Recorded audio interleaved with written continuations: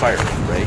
The Healthy Streets Operations Center is more of a umbrella term for several organizations that have come together. What we have is the crime suppression teams, our high-risk encampment teams, and then the community safety teams, all under the Healthy Streets Operations Center, which was really born out of the need to find a different way and a more effective way to help with the situation that we see in downtown and some of our high crime areas.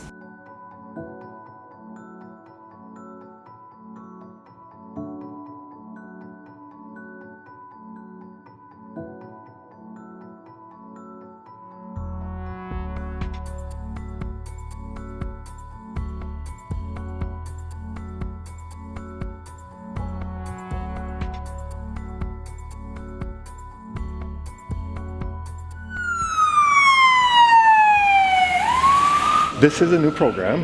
We're partnering up with our EPS partners to join forces with the city as well as the provincial government to go out there and to see if we can actually make a difference on the streets for everybody. Today we're going to be going out with the team along with the minister, and we're going to be going in. We're going to be going and having interactions with the public. To me, this is the perfect opportunity to get to know. Go through the LRT stations, through the malls. We're going to be interacting with our vulnerable people that are on the streets and having interactions with them. And so far, those interactions have been very positive, and they're happy to see us. And we're there to assist them in any manner we can to make the streets a lot safer for the people here in the city of Edmonton.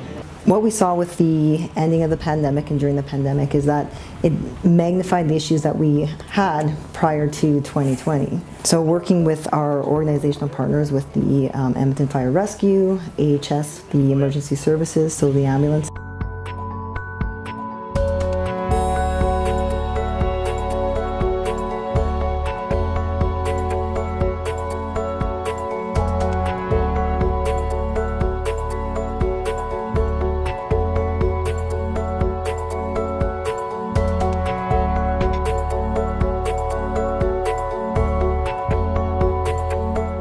And then our City of Edmonton partners, who of course are one of our major partners that we deal with regularly. We were able to create a team that changed the approach from a specific police approach to a more public safety lens, where we were now using the authorities that all the organizations have in a way that were immediate and that augmented each other, which is better for the communities.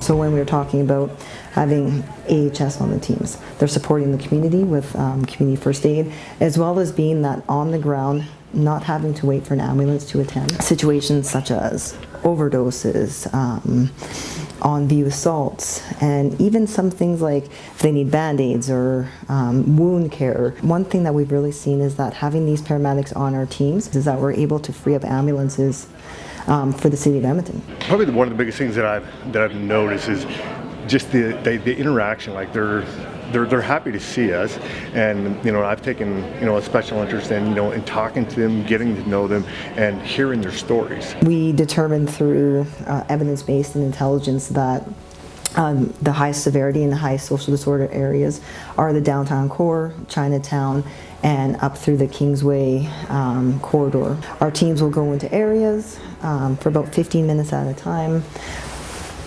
engaging with stakeholders in the community, vulnerable community members, understanding and creating relationships, because that's how you create change. We're not going to arrest our way out of social issues. When we are engaging with people, it's not always an arrest. Sometimes it's like, what is the root cause of this? Do you need resources? Do you need a ride to a shelter? Can we connect you with the appropriate off-ramp in order to divert from the criminal justice system? Everyone has a role in creating community safety. And what we want to make sure is that everyone's moving in the same direction and there's communication. So we all have our role, we're working together, and there's immediate response from all our partner organizations because we're all on the right team. The police can't solve it by ourselves. AHS can't solve it by themselves. Our City of Edmonton partners with our peace officers. Not one organization can do it by themselves. So that's when the thought of creating that landscape of community safety is all working together.